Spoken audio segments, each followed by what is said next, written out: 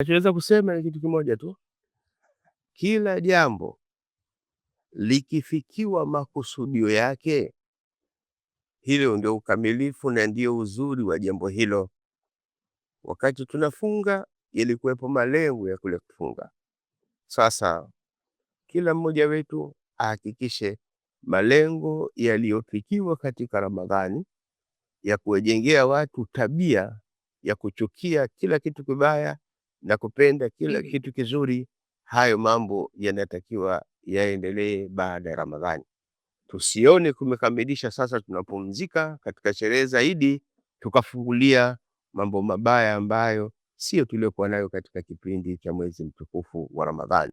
Na kama ambapo Mtume Muhammad 10 la mwisho aliwaamrisha, aliwaamsha na kuwahimiza familia yake katika kipindi hicho muhimu sana, na sisi kama Waislamu tunahimiza na kuyagiza familia ya Kiislamu, acha familia ya mtu mmoja mmoja, familia ya Waislamu wote kwa ujumla.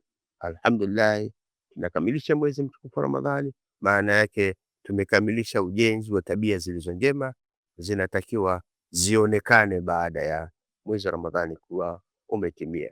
Nafikiri maneno haya yanaweza kukupa fasli nzuri ambayo ukatofautisha Muharram moja na nyingine. Alhamdulillah, twende katika sura hiyo inshallah.